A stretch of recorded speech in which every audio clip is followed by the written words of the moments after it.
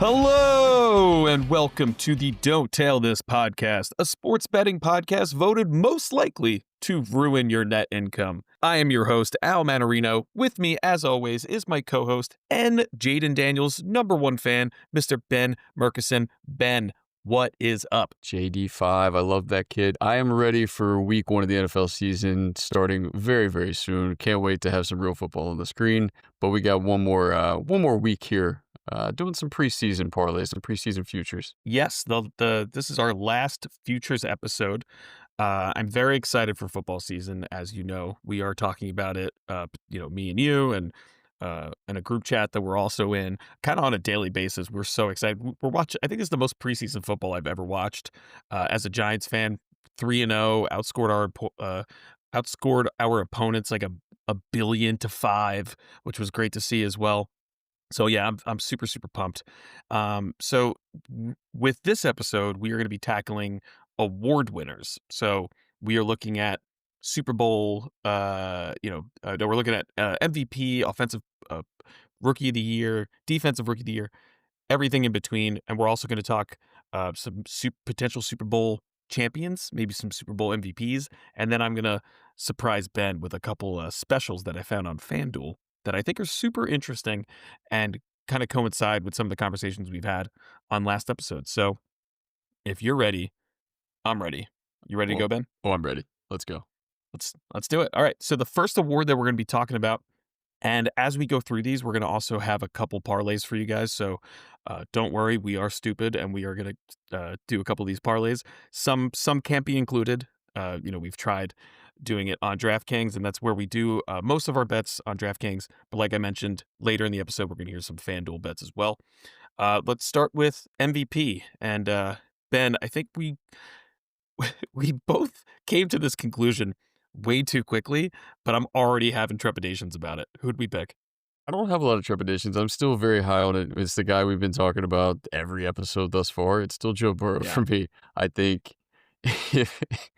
There's no reason not to go with Joe Burrow. Did you watch Quarterback on Netflix? He's so good. Did you see last season? Yeah. I think it's going to be what we've been talking about, that the offense just scores 40 plus points a game. And if they're going to do that, it's going to be Joe Burrow airing the hell out of the football. He's plus 650 to take MVP. We've had Lamar Jackson. We've had Josh Allen. It's Joe Burrow's time. If they're going to do what we said they're going to do, and they're going to make the playoffs, exceed their win total, all that kind of stuff, then he's got to be the MVP. He is the most valuable player on his team. He's the most, he's got some great wide receivers, so I almost wanted to take that back when I said it, but he is the most important factor on that roster. So he has the third best odds to win MVP behind Lamar, behind Josh Allen. There is some history with the award where there is not really a lot of repeat winners. They like to see kind of new people win this award. Lamar has won it. Josh Allen got his first one last year. Joe Burrow last season, and as we just said, go watch Quarterback, but also just go look at the stats from last season. He was playing on such an elite level. If he actually had a defense to support him last season, I think both Burrow and Chase would have been the front runners for a lot of awards and not just in the running. I think Burrow made a case last season with the amount of yards and touchdowns that he had that he probably should have won MVP, but Allen was just too goddamn good, and they got much further, much better record, and then much further in the playoffs. So I do like Burrow as a pick. I also have an alt pick, which I have a former MVP as well. One of my favorite players, Patrick Mahomes, at plus 700, the fourth highest odds to win. We've also talked about, we briefly mentioned Jaden Daniels. He's at plus 750. I like both of those too, because you're expecting a huge season for your Commanders after last season. You went from 5-12 to 12-5, which is absolutely crazy and has a lot to do, if not all to do, with Jaden Daniels. And I think Mahomes had an off season last year, made it to the Super Bowl, still had an ass ton of wins, and he just wasn't playing at like a Mahomesian level that we are expected of him, yet they still did so well last year. What if he plays like 10% better? So that's why I'm thinking him as an alt pick for MVP at plus 700.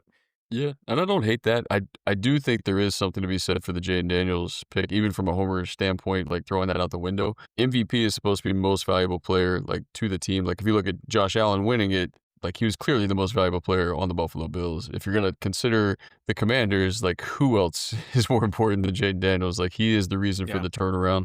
So in that context, I could see him winning it if they have a good season. It all comes down to like you got to pick a player that's on a winning team that's going to be in the playoffs. So that's why Mhm. Joe Burrow was not the guy last year, but potentially could be the guy this year. But yeah, there's some interesting choices out there. Mahomes almost seems like a default, just yeah. But I mean, that offense could Yeah. have a turnaround this season, which is like you said, a funny thing to say considering they're still winning like 15 games.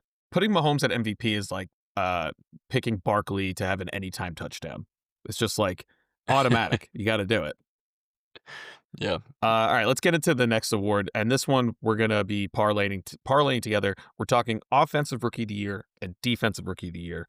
So Ben and I somehow 2 times in a row, and we're gonna tell you 3 times in a row. We all agreed on these, which is crazy. Ben put them in the doc, his picks, and then I went in. I was like, oh no, I was gonna pick that too.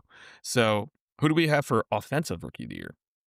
yeah. Offensive rookie of the year. There's obviously a lot of running backs that are out there as like potential options. Genty makes a lot of sense. And Brian Hampton, I talked about him, and he's in our 1,000 yard rusher parlay.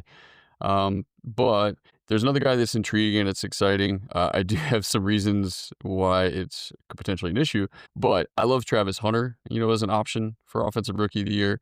The only trepidation that I would have is then that would make the Jacksonville Jaguars be prolific offense. He's at plus 1,000, which I think is great odds for him. He's obviously a guy that wants to play offensive and defensive side of the ball. I don't know what that mix is going to be, but if he gets heavily involved in the offense, I could see him really, really, being a challenger. The only issue is obviously you have Brian Thomas Jr. also on that roster. So we would be looking at Brian Thomas Jr. easily going to exceed 1,000 yards receiving again. And then what does Travis Hunter have to do to get offensive rookie of the year? Probably have a really great year as well. So Trevor Lawrence should be should be looking pretty pretty. So yeah, I don't know. It's one of those that I love on paper. There's a lot of reasons why it could potentially be complicated. We kind of almost have to value the Jacksonville Jaguars offense at least a little bit higher as a result of Travis Hunter. Yeah, 100%. I love that they traded up to get him, like knowing how special of a player he was and a legit dual threat rookie, both sides of the ball. You have, you know, not the second coming of Deion Sanders, but pretty damn close. And he was literally coached by him, which is crazy. I think he's going to be an instant impact player for them, and pairing him up with Brian Thomas Jr., who we talked about last episode. What a home run for them. Obviously, the rest of the team kind of has to step up. They're still, which is crazy to think about, but still in a rebuilding phase. They've gone through so many coaches. This Trevor Lawrence, the guy. Well, now he has another guy to throw to. So I would hope that Hunter will be a instant wide receiver too, and potentially even more than that for this team. There is some side effects to this where he's going to play some defensive snaps. We don't know the extent of which this is going to be.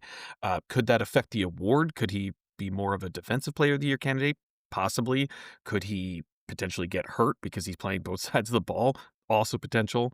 But like looking at the rest of the picks, you know, you mentioned the Raiders running back, Gianti, plus 275. He is right now he's the front runner to win the award. He would have to have an explosive season to kind of overshadow, as you mentioned, the other running backs in this draft class. There's a ton of great wide receivers in this draft class. We mentioned Matthew Golden a couple podcast episodes ago. He's at plus 2,000. He could be a huge help for for the Packers. Trayvon Henderson, running back for the Patriots, I think would be great at plus 1,200. There's a lot of good picks. It's interesting though, this season compared to last season, the quarterbacks are very dispersed throughout here because of a lot of question marks, right? Cam Ward is plus 350. He is has the second highest odds, but his biggest flaw is he's playing for the Titans. And It's a big flaw. it's bad. It's a huge flaw because, he could turn them around incredibly, and then I think he would be the instant front runner for this, but at the same time, it's like, are we gonna see Jaden Daniels 2.0? I don't know. I don't No. think so. As we talked about, That's as you convinced me last week, it's no. not let it go, And then alright? I know, but then the next quarterback with the highest odds is Jackson Dart, and he's not even he's a third string quarterback for our team. Yeah. Sorry, second string quarterback for our team. Um, behind Russ. I think they're gonna like do everything they can to have him learn behind Russ and Jameis. Maybe he'll get some time to play throughout the season. I really don't want to see Jackson this year. Like I want to get as much Russ as we can and much Jameis as we can.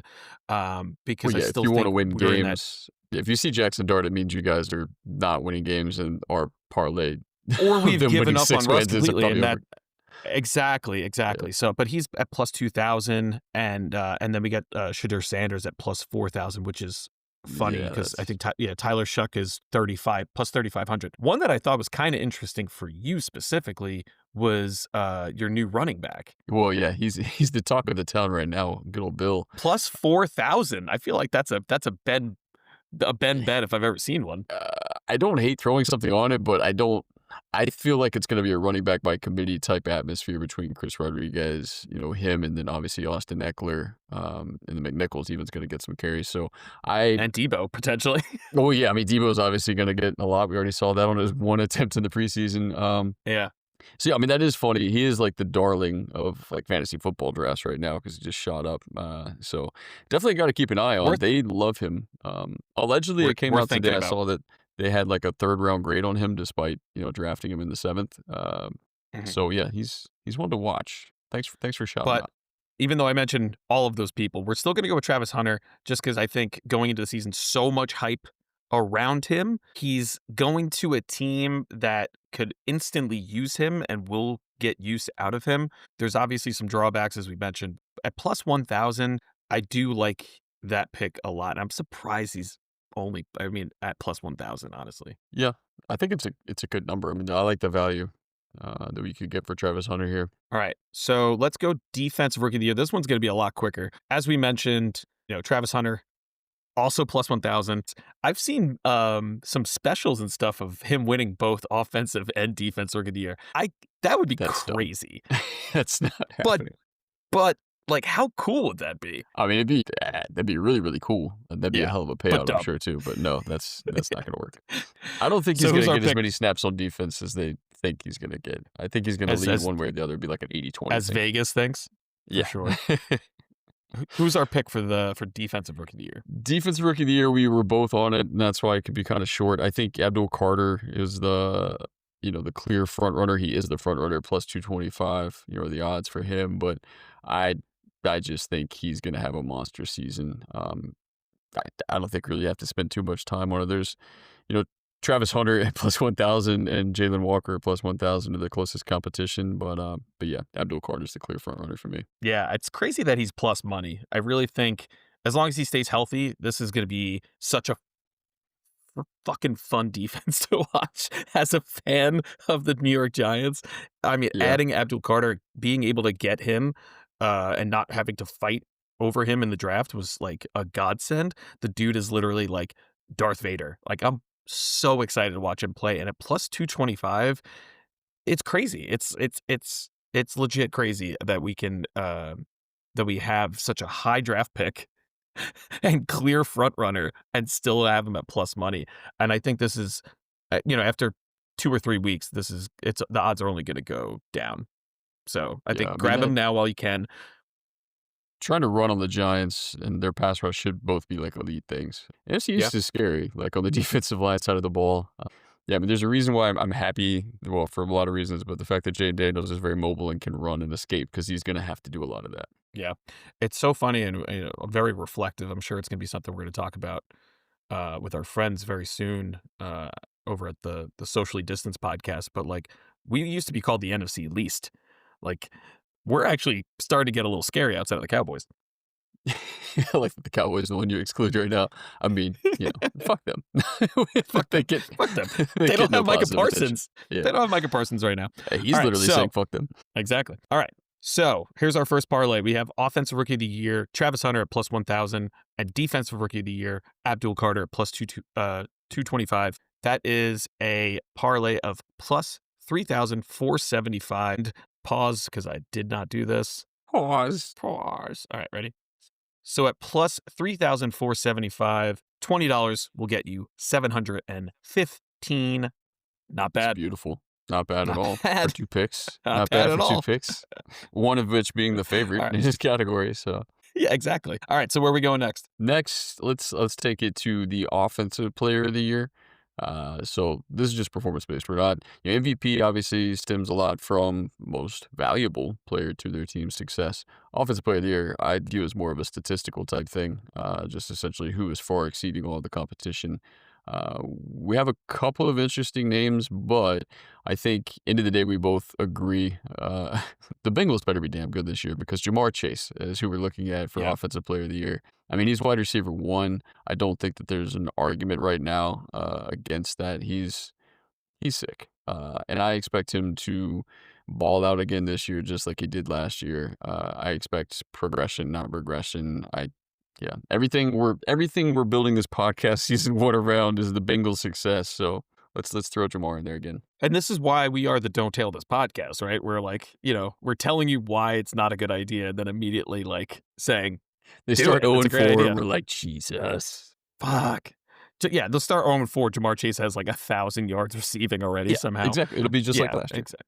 Yeah. So, the reasoning here, obviously, outside of what Ben had already said, is like, I don't see a repeat winner, and Barkley totally could happen. Barkley had an absolutely incredible season, almost like a big fuck you season to the Giants, who just let him walk. Love that. Obviously, a huge hit for all the Giants fans. There are some great players in here. I still don't understand how Christian McCaffrey is plus 2,000 with just the last couple seasons he had with injury prone. Justin Jefferson, I feel like, has went down because he is starting the season with some hamstring Just a hamstring. issues. Yeah. I know, but it's honestly a plus 1,600. It's not a bad dart throw for Justin Jefferson, but he is coming in with a new quarterback with JJ McCarthy. So last season he obviously had the resurrection of Sam Darnold and a crazy great season because of that. You had a great pick initially. It's kind of your alt pick with Bijan Robinson at Yep. plus 1,400. Obviously, you can talk a little bit about that. And then, of course, Derrick Henry, Jahmyr Gibbs, rounding out, the top six, plus 1,000 for Gibbs. We, as someone who puts him in a million parlays too, Gibbs is incredible as kind of that dual threat catch. And, like Barkley, like Bijan, they can run the ball, they can run through you, and then they can also make crazy plays from a small catch and yards after the catch. And then Henry is just an absolute animal who will just get a zillion touchdowns this year. Do you want to talk about Bijan before we move on? Yeah, I mean, Bijan had a really, really impressive year last year. Almost 1,500 yards rushing, tons of touchdowns. And then from the receiving end of things too, 61 receptions, 431 yards receiving. I think he's going to be even more involved in the offense this year, largely stemming from Michael Penix being, the new quarterback that's going to be full-time QB1. And typically, like rookie young quarterbacks like to, check the ball down a little bit as they need to. Of course, they're going to want to take those deep shots to Drake London, but anytime you can get Bijan in space, that's going to be positive for you. So I see Bijan being heavily involved in what he can do in space is impressive. So rushing yards and receiving yards, I think, could be a combination that would be interesting going through and getting him Offensive Player of the Year. All right, moving on to Defensive Player of the Year. We both have the same pick here. We already kind of alluded to it. Aiden Hutchinson at plus 700. There isn't anyone out there that I'm seeing personally that I would jump at. Obviously, there's always the, Micah Parsons of it all, the Myles Garretts of it all. They are on two teams that I have no faith in, and so I feel like their theatrics, their play is going to get overshadowed by how bad the Browns are and how bad I think the Cowboys are going to be. TJ Watt, always up there, 950, Max Crosby, 1,300. Will Anderson Jr. plus 1,300. But look at all the teams I just mentioned. I mentioned the Steelers, the Raiders, the Texans. Aiden Hutchinson is coming back from a really devastating injury. He would have made an already amazing team even better last year. So I expect a lot of big things from Yeah, him I coming definitely back feel this the same year on way. the Lions, and you Everybody feel was the same excited to way. see him play last year, and I think, like you just mentioned, the difference that he can make on for the Detroit Lions coming back, being healthy, I think is what puts them at the top of that division. I think he's going to have a ton of sacks. He's going to force a lot of turnovers. He's an exciting player to watch. I think plus 700 is still like good for what he is. And yeah, he's a guy, like you said, coming back from injury. There's maybe a different award that he could also go through and get for us. But yeah, I'm excited to see him back on the field. Yeah, so if we take Jamar Chase and we take Aiden Hudson at 850 and 700, that parlay is going to be plus 7,500. $20 will get you $1,520. So pretty good. I really like that one. You can make your safe bet and put, Barkley if you really want to, or you can go crazy with Ben and put Bijan. We're going to go with Chase and Hutchinson for this parlay, kind of the last parlay technically of the episode, but we do have some more picks. We're going to kind of rapid fire these. Let's go to Oh, coach of the year. what And a guess what? homerism pick for Ben this. and I Yeah, I are think mine playing makes sense based favorites off of what we talked about. I'm interested to see what your explanation for yours for is. sure. Yeah, if we like we were talking about picking the Commanders to potentially Yep. win the NFC East, picking the Commanders obviously to go in the playoffs. I think Dan Quinn makes a lot of sense for coach of the year. If they can go through and dethrone the Super Bowl champions, I think you should go ahead and give him that award.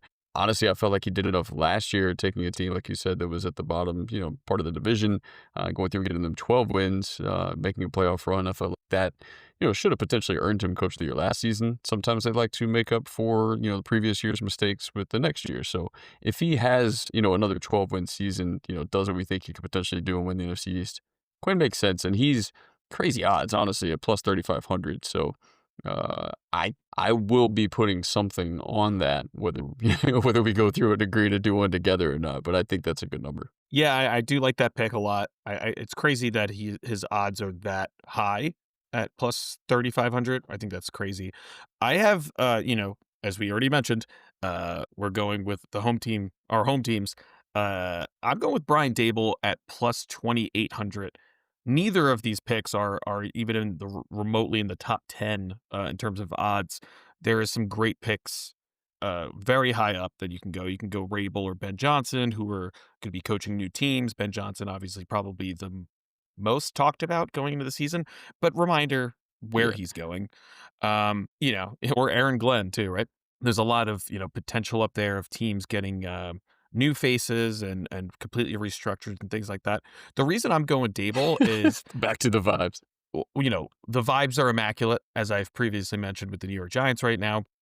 In 2022, Dable won Coach of the Year. The Giants had a 9-7 record, not the best in any terms. Oh my God, this is incredible. But it was the first winning record that we had since 2016, and since then we've gone 6-11 and 3-14, which is not ideal. The vibes are immaculate this year. We saw in the preseason what this team can kind of do, and I think we've kind of scratched the surface.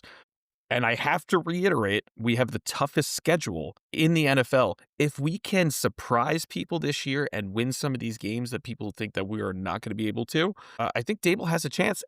As I said, he won in 2022. There is a history of repeat winners. Stefanski won in 2020 and 2023 for the Cleveland Browns. So, and they had a record of 11-5 and 11-6. Dable with 9-7-1 is the worst record for a coach of the Probably ever. I year. mean, I Jimmy Johnson won with the Cowboys in a 7-9 record in 1990. Everyone else has had at least 10 wins. So Dable with a 9-7-1 in 2022. If we get 9-7 again this year, let's slow things down.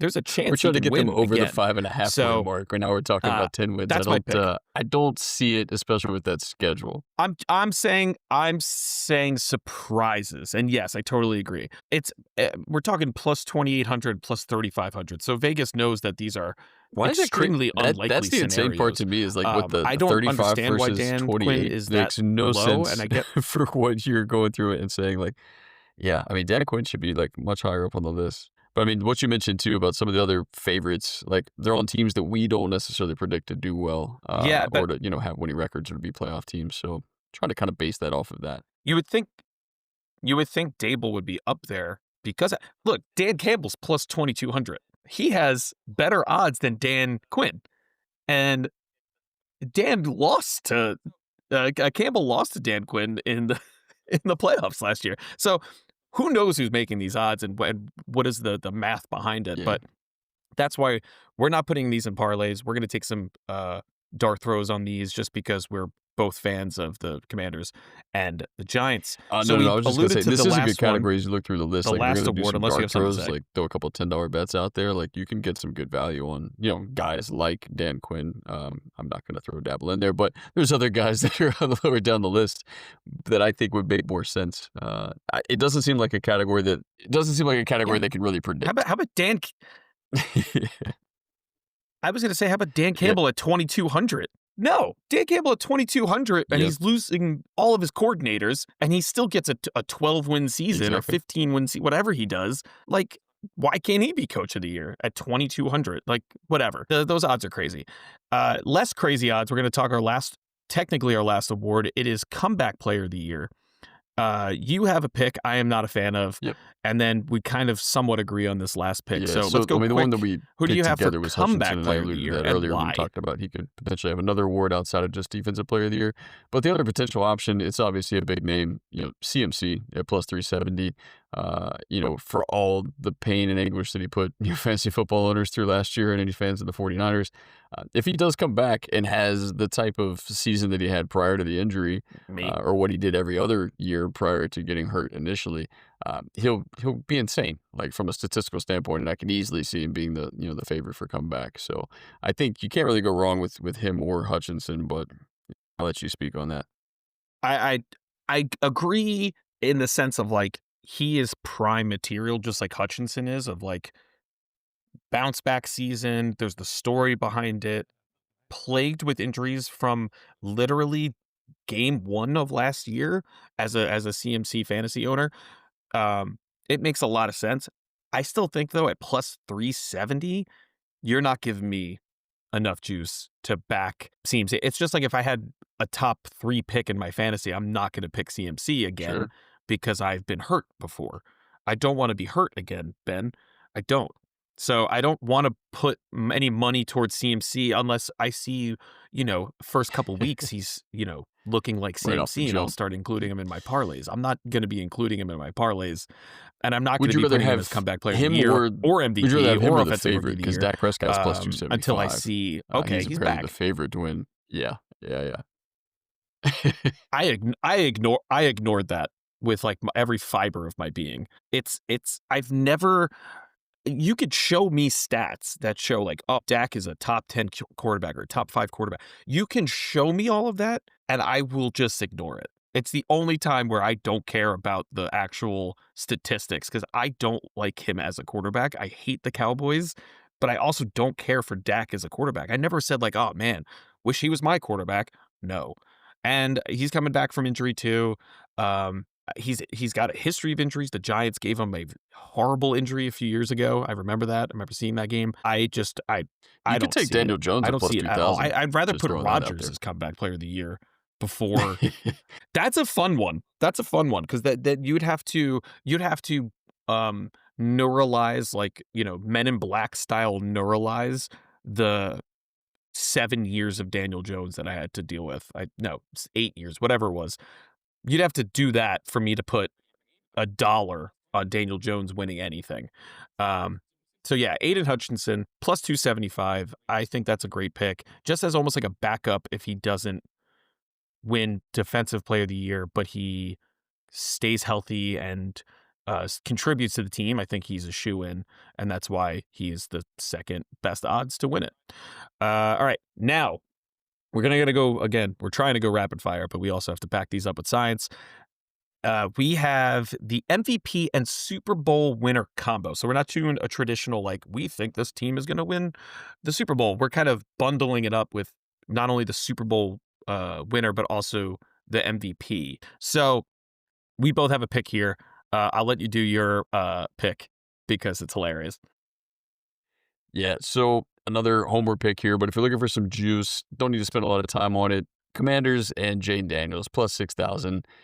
As Al pointed out, it's a sick pick, but everything that we've talked about already with the team and around, Jaden being the special player that I think he is, I could see it happening. And if you're looking for, not a favorite, if you're not looking for the Chiefs and Mahomes, for example, then yeah, go with the Commanders and Jane Daniels at plus 6,000. What a strange coincidence. That's who I have. Chiefs and Mahomes at plus 3,000, which I think the reasoning behind it is I'm a bandwagon Chiefs fan. No, the real reason behind it is I'm going with the revenge tour. Mahomes got absolutely embarrassed, and the Chiefs got absolutely embarrassed in the Super Bowl last year. It was one of the most unwatchable Super Bowls in recent time. I think probably the worst one, in my opinion, since the Rams Patriots Super Bowl with Goff. And that was just like, wow, this is boring, low scoring, and just like a clear, like, why did we even have this game? We should have just gave the Patriots the trophy. Obviously, it was very high scoring, the last Super Bowl, but it was just an onslaught attack from the Eagles, and the Chiefs could not really do anything about it. So this year they have, I think, all the opportunities in the world to make another run at it, prove Mahomes is the GOAT, or, at least the current GOAT. At plus 3,000, I think that is, we're talking dart throws. 10 to win 300 or whatever that is, I believe. I think that's a solid bet. Oh, the Chiefs and Mahomes to be in the Super Bowl again? I mean, come on. It's every year, so why not? All right, now, couple futures that I found, a couple future specials more specifically, that you're not aware of unless you read our doc. But now I'm going to go into them, and I don't read. I want to get your thoughts on these. Yeah. Of the three, which one would you want to do the most? Instant So reactions. Gotcha. instant reactions, yes. Hit me. Hold What do on, we got? my, What do we got? So for the first one I have for you, I picked the ones with like the craziest odds, but a lot of things have to happen. I want to see where you are with this one. So the first one, and I thought it's got a name that you like, so hear me out. Bengals and Oh, Commanders two names I like. to each make the conference championship game at plus 3,000. Love. Yeah. You like it? That's where the whole like futures, podcast episodes we've been doing are all leading up to that exact thing happening. So yeah, I love that one. That would make sense. I know. Plus 3,000 too. I think that's definitely worth a little side bet, right? All right, here we go. Here's another one. We've kind of already talked about this one, is Burrow or Lamar to win MVP, Chase or Collins, Nico Collins on the Texans, to have the most receiving yards, and Barkley or Bijan to have the most rushing yards. So all of those things have to happen. And so, Yeah. like, Either a lot or, of either yeah. or at plus 3,000. I mean, it's almost like they're listening to our podcast that hasn't been released Exactly. yet, because these are all things that we're also on board with. So yeah, I mean, that one's definitely worth throwing a dart at it too. I like that one as well. All right. So here's two more for you. We have the Saints, the Browns, the Titans, and the Dolphins to each finish fourth in their respective divisions at plus 1,800. 100% on the Titans, 100% on the Saints, Browns. The Dolphins is the only one that, I know. potentially, yeah, you could see somebody else sneaking in there. But I mean, I don't hate that plus 1,800. Yeah, I mean, It's not bad. very, very feasible. Very, very feasible. I could see that one too. You would have to have the downfall of this era of the Dolphins. That would be a Tua injury again. That would be other teams stepping up, as you mentioned. I mean, but Vegas knows something, because the odds on everything positive related to the Dolphins are like astronomical. So they're just know. predicting them to be horrible. All right. And last one before we go. I have the Patriots over 9.5 regular season wins, the Raiders over 7.5 regular season wins, No. and the No, I'm Dolphins just kidding. under 6.5 regular season wins. This is at plus 1,600, so the odds are even lower. Yeah, actually, I don't hate it. I think I know. honestly, the Patriots over 9.5 is tough because of the division that they're in. That might be the point that falls me off, even more than like the Raiders over 7.5. I mean, Geno Smith could go through and do some things with that, especially if Genty plays well. The Dolphins under 6.5 freaks me out a little bit. I don't think that I would be on that one. Of the four, that's the one that I probably wouldn't put anything down on.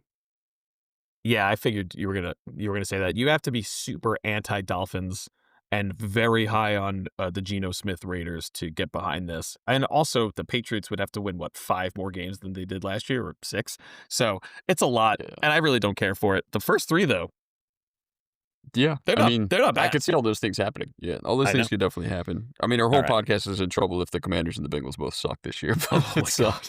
let's hope that doesn't happen. 4 episodes in, and we are in shambles. Just in shambles. Yes. All right. Well, thank you guys so much for tuning in to the ramblings of these 2 terrible sports bettors. The first 4 episodes of this podcast. We are very excited about it.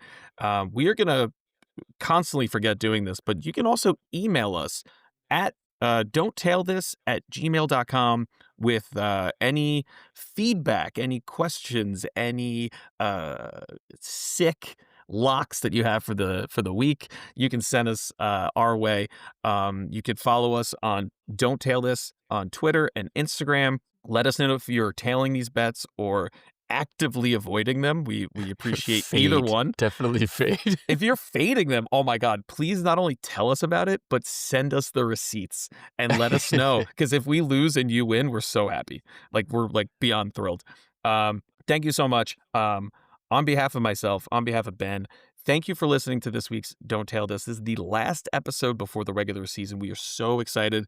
We are going to be Dope. back next time with our first regular season parlays, and that's the format that we're going to stay consistent with pretty much up until the playoffs, where we're going to probably have some, not futures, but we'll have some picks for potential division winners, and we're going to also at the halfway point of the season see where we are with some of these milestones and some of these futures that we put together. So on behalf of Ben and myself, thank you for listening, and remember, Don't tail this. Don't Tail This is produced by Al Mannarino and Ben Murchison.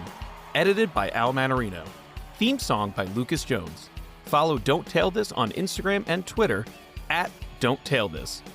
We are committed to responsible gaming. Please visit www.rg-help.com to learn more about the resources and helplines available. Never bet more than you can afford to lose. And always bet responsibly, which of course means don't tail this.